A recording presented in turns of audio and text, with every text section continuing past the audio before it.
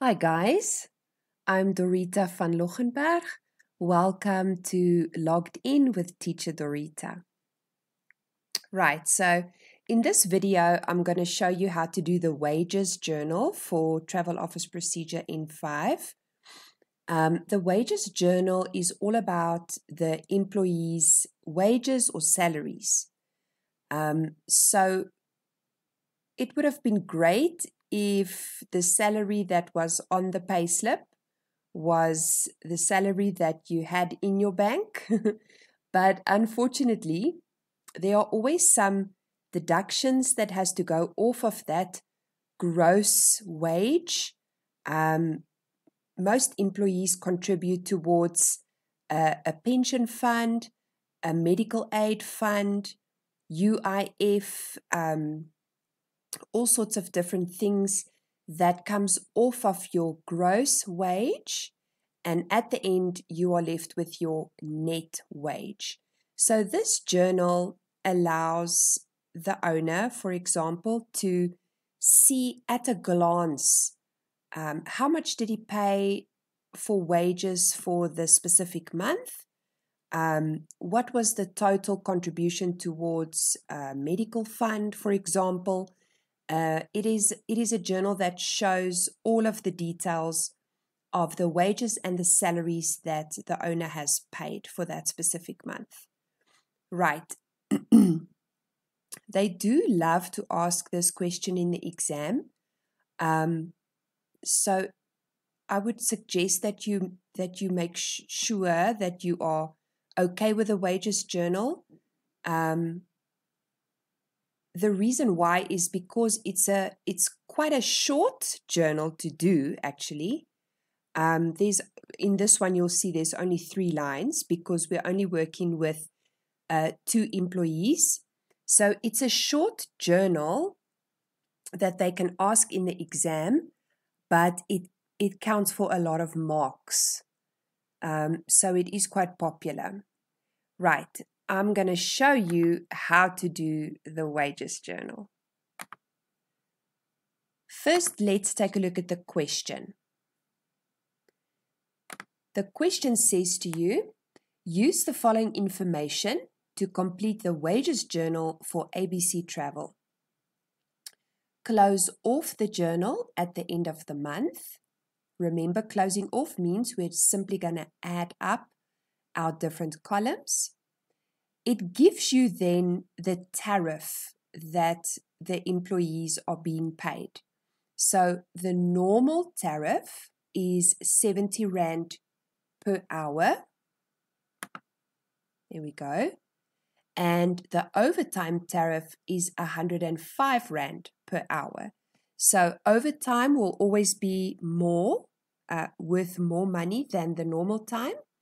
And, you know, these are probably guys working a normal work week, but then they've got the option or the opportunity to work overtime, maybe on weekends.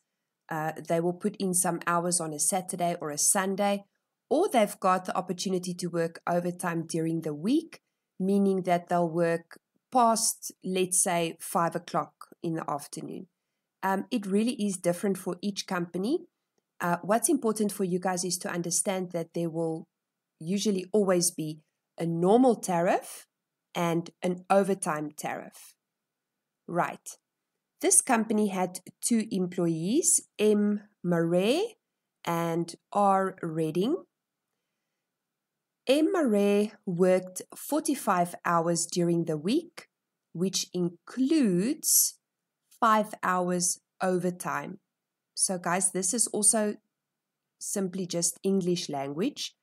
If it includes the 5 hours overtime, it means that Emare worked 40 hours at the normal time, so getting the normal tariff, and 5 hours overtime, for which he will get the higher tariff.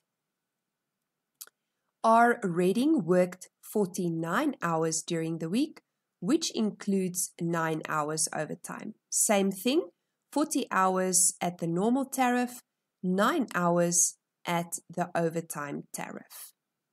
Right, so this information will always be given to you in the question, and they will also give you the specifics around the employee's deductions, all the things that has to come off of the wages. They will give you the percentages. They're literally telling you guys what to do. So the first thing we see is that MRE contributes towards the medical fund, and that costs 200 Rand. And R Reading also contributes towards the medical fund, and his is 180 Rand. The pension fund for both of them is the same, 7.5% of the normal wage. The payee is the same for both of them, 18% of the gross wages after the pension fund has been taken off. I'm going to show you how to do that. And the UIF is the same for both of them, 1% of the gross wage. Right. So first I want us to insert the names of the employees. Our first employee is M. Marais. The second one is R. Reading. Guys, they usually won't give you more than 2 employees. I mean, maximum maybe 3 employees, but usually it's 2 of them. So what I always suggest to my students is that fill in the information that you've got at hand. Like I'm talking about before you start doing calculations and working out the pension fund and all of that. Fill in what you've got. Guys, this is important because you don't want to run out of time and then you've got a page full of calculations and things that you've worked out, even though it is correct. If it's not going to be on the answer sheet, on the journal that they've given you, it will not be marked. So let's first fill in what do we have, what we've got. So Emma Ray, how many normal time hours did he work?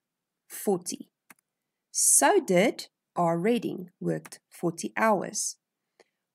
What was the tariff for the normal time? So this was given to you in the question. It's over there.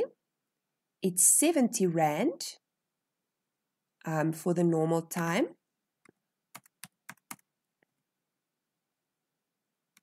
For both of them. Okay, I've put formulas in, so it's working out my total amount, but I'm going to show you how to do it. Then let's also fill in the overtime. How many hours overtime did M. Marais work? So remember, he worked 45 hours, which included the 5 hours overtime, meaning that his overtime was 5 hours, and R. Reading worked 49 hours, meaning that the overtime was 9 hours. The tariff for both of them is the same. For overtime, the company pays 105 Rand. You fill in your tariff. Right. Okay, let me show you the calculations just to be sure. So here you'll see a calculation page. For Emma Ray and for R. Reading, they both worked 40 normal hours and the tariff was 70 Rand per hour. It means you've got to multiply. So I'm doing the yellow part right now, okay? You're taking 40 hours, multiply with 70 Rand equals 2,800 Rand. And you'll see that on our journal, it did it already, right? There's 2,800 Rand for each of those 2 employees. Okay, you then do the same with the overtime. You take the hours. So for Emma Ray, it was 5. Multiply with 105 Rand because it's 5 hours at 105 Rand per hour. Gives you 525 Rand, which is how much he earned just for the overtime. You do the same with Reading. 9 hours multiplied by 105 Rand per hour gives you 945 Rand for Reading's overtime. So let's just see what it looks like on our journal. Here we go. We've got our normal hours multiply with the 70 Rand gives us 2,800 Rand per employee. And we have our overtime, 5 and 9 hours at 105 Rand gives us those two different values because obviously the hours were different, right? Okay. The next thing you have to do on your wages journal is to calculate the gross wages. What is gross wages? It's the total amount of money that the company, basically that this employee costs the company. It's before the deductions. It's the gross wage. How do we work it out? We simply add up the total of the normal time plus the total of the overtime gives you the gross wage. Let me show you on our calculation page. You're going to take your 2,800 Rand plus your 525 Rand for Marais gives you 3,325 Rand. And for Reading, you're going to take your 2,800 plus your 945 Rand gives you a total of 3,745. And that is your gross wage. So over here, you'll see we've got it already inserted. 3,325 Rand for Marais, 3,745 Rand for Reading. Okay. So the moment that you've got your, that you've inserted the information that you've got, you can work out your normal hour amount and your overtime amount, and then that will bring you to your gross wages. It's a big chunk of the wages journal done. Right. The next thing they want is for you to work out the pension fund. So, guys, they will always give you the information in the question with regards to everything that has to be deducted. So, they say to you here, your pension fund is 7.5% of what? Of the normal wage. It means you have to work it out on the 2,800 Rand. If you're going to work it out on the gross wage, it's going to be wrong. Okay, let me show you on the calculation. So I'm in this blue section right now, working out the pension fund, 7.5% of normal wage. This is just a multiplication. You take your 2,800 Rand, multiply by 7.5%, gives you 210 Rand. This is going to be the same for both of them because their their normal time is the same. Okay. Their normal wages are the same. So your pension fund is 210 Rand, 210 Rand for both employees. Okay. The next thing they want you to insert is the medical aid or the medical fund. And here it's really cool because the question told you that MRE pays 200 Rand towards the medical fund and Reading pays 180 Rand towards the fund. You don't need to work out anything. You're going to simply fill it in. 200 for Maree, 180 for Reading. Okay, so that part is also already done. The next one they want you to insert is the UIF. So this is the unemployment fund. A lot of employees pays this. It's usually compulsory. You can't really choose and you have to pay your UIF. So how much is the UIF? The UIF is simply 1% of what? Of the gross wage. So now it's different, right? You have to now use the gross wage, the bigger amount. And you need to take that and work out 1% of that amount. So let me quickly show you on the calculations. So you'll see on the calculations, working out the UIF, the Unemployment Insurance Fund, is 1% of the gross wage. So for Maree, the gross wage was 3,325 Rand. Multiply with 1% gives us 33 Rand 25. And for Reading, we take his gross wage, 3,745 Rand. Multiply with 1% gives us 37 Rand 45. That's how you work it out. Let's insert it on the journal.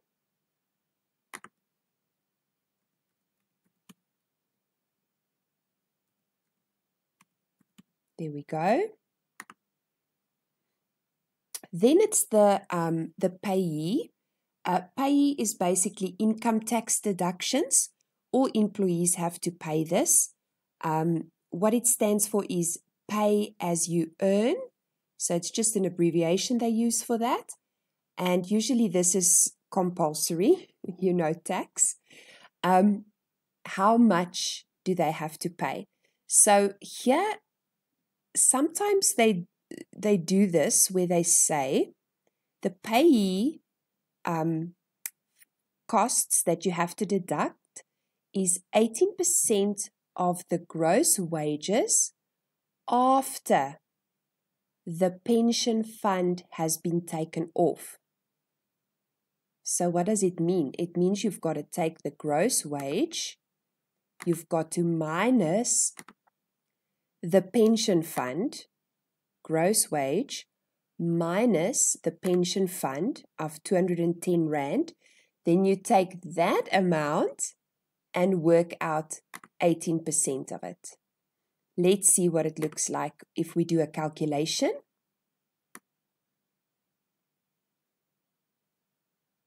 Okay. Working out the payee. Sorry, I see I left out my E there. There we go. 18% of the gross wages after pension fund is deducted.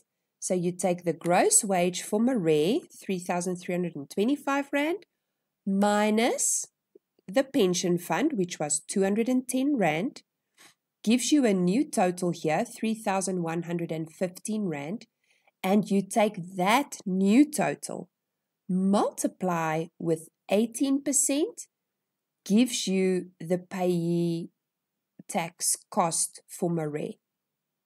You do the same with Reading. Gross wage minus the pension fund gives you a new total, and it is on that total that you work out the 18%. It gives you 636 Rand and 30 cents. So let's insert it on the journal.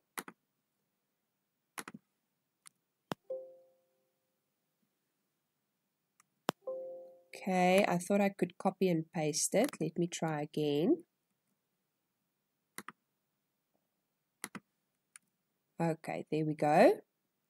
I just want to take the color away. So guys, I know you guys obviously work this out with your calculators. You don't have Excel like I do. It is easier on an Excel spreadsheet. But I always say to my students, you know, don't waste too much time. But if you can, just do the calculation twice. Because if you get the same amount twice, chances that you are correct is pretty good. Okay, so we've got our 560 Rand 70 for Marais and our 636 Rand 30 for Reading. That is the payee tax that they have to pay. We're almost done with the wages journal. You'll see here they have a column for staff club. But nowhere in the instructions did we see anything for staff club. There was nothing. I've left the column in there, even though we're not doing a transaction for it, just to show you and to tell you that you must just keep an eye out for that. Sometimes they will say, M. Marais contributed 50 Rand towards the staff club and R. Reading contributed 100 Rand towards the staff club. It's just at different companies, it will be different things. But this could be something that goes towards birthday celebrations or special occasions, maybe when they achieved their sales targets for the month. They use the money in the staff club to celebrate, maybe buy some pizza or, you know, whatever it's used for. It doesn't matter really what they use it for.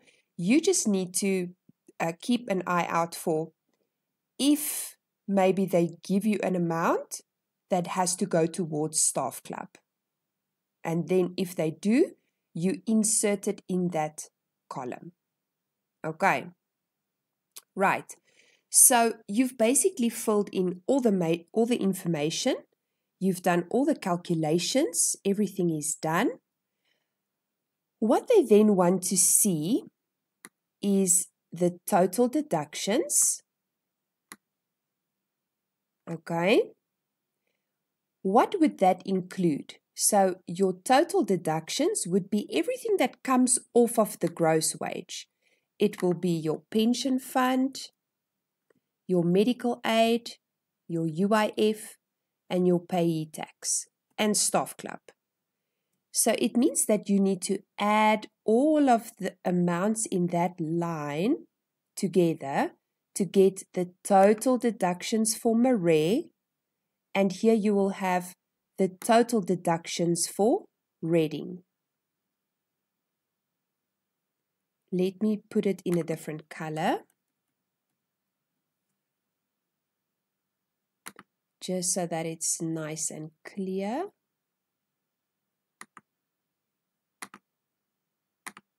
Okay, so it will be 210 plus 200 plus 33 Rand 25 plus 560 Rand 70 gives you the total deductions of 1,003 Rand and 95 cents for Marais. You do the same with Reading. It gives you the total deductions for him of 1,063 Rand and 75 cents. The last thing they want is the net wage. Okay. Your net wage is basically your gross wage minus the deductions. Okay. So this amount, where did we get it from? We got it from taking let me show you, 3,325. Hold on. Okay, I have to special paste it. Excel is being too clever for me. There we go. You take your 3325 minus your total deductions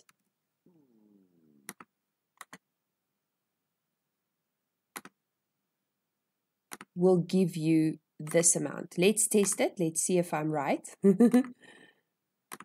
That one minus this one is 2321.05. Okay? Your gross wage minus your total deductions will give you the net wage. The net wage at the end of the day is the money that they will have in the bank, in their pocket, right? That's the money they have available to spend and use to pay bills and whatever. All this other money came off of the gross wage. Of course, there are benefits, like you've got a pension fund, you've got a medical aid fund. That is great. So, yes, it is beneficial, but it is cash out of the pocket. Okay. The last instruction said that you had to close off your journal. It means, guys, that you have to add up all of the columns. You add up the total amount for the normal working time. So 2,800 plus 2,800 is 5,600. You add up the amount for the overtime and you add up all the columns. Gross wages has to have a total. Pension fund, medical fund, UIF, payee, staff club, total deductions, and net wages, they all have to have a total. I cannot express enough how important this is because it happens very, very often that students do so well with the wages journal. You guys do everything right. And then you don't add up your columns. And then when we get to the marking center and we're marking TOP in 5, the memo has allocated marks for the totals. And if you didn't add it up, let's quickly count. 1, 2, 3, 4, 5, 6, 7, 8, 9, 10, 11, 10. You would lose 10 marks just for not finishing the job. So please, guys, really, really remember, you have to close off the journal if it tells you to do it. Okay, don't forget, please. You have to add up your columns. Right. Then they don't always ask this part in the exam, but sometimes they will want to see just a little separate section where you indicate the following information. So what they want to see is the employer's contribution. Usually for pension fund and for UIF, the employer will pay equal parts than what the employee pays. What does it mean? It means that for these two employees, the employer's contribution towards the pension fund will also be 210 Rand each. And his contribution towards the UIF will be the same as what the employee pays. 33 Rand 25 for Marais and 37 Rand 45 for Reading. And then they just want you to give the total deductions. It simply means that you're going to add the two together. And then they would want to see a total sometimes. And this just gives the employer a quick view of what's out of his pocket. I know the salary, it comes from his pocket, but it's for the work that has been done. This is, you can almost say, additional contributions from the employer's side. He's also contributing 210 Rand per employee for pension fund, and he's also contributing equal parts to the UIF. They don't always ask this, but I wanted to show you. Obviously, that's better than for you to not know. So this is just for in case they ask this in the exam, you will know what to do. If they show this block, guys, please do it because you're going to lose marks if you leave it blank. You have to fill it in. And this is not difficult. You've already done all the work. You've done the calculations. Okay, so you're literally copying and pasting now from the wages journal at the top. Okay. I hope you enjoyed that. It seems like a lot, guys, but really, wages journal, it's a nice one to do. It's not complicated. You have to just do one thing at a time. Remember what I said when you begin your wages journal? First, fill in all the information that you've got right in front of you. And then you start with all the calculations just to help you not to run out of time. Remember, we do not mark pencil in the exam. So anything that's written in pencil and not yet in pen will not be marked, guys. You have to have it in pen. Okay, so this is the wages journal. I hope you enjoyed it. Thank you so much for watching. I really appreciate it. And I have to be honest, guys, I'm having a lot of fun making these videos. I hope you can feel it on your side. Please take a moment and click on that subscribe button. That will be your surety or your to make sure that you don't miss out on any future videos that I'm going to post. I'm going to do my best to have an example of a trial balance ready for you tomorrow. I'm just figuring out how to get it all on the screen because it's quite big. But have a look out for that. I'll be posting the trial balance soon. And thank you for everybody so far who has subscribed. I really appreciate it. Thank you so much, guys. Have a good day. Bye.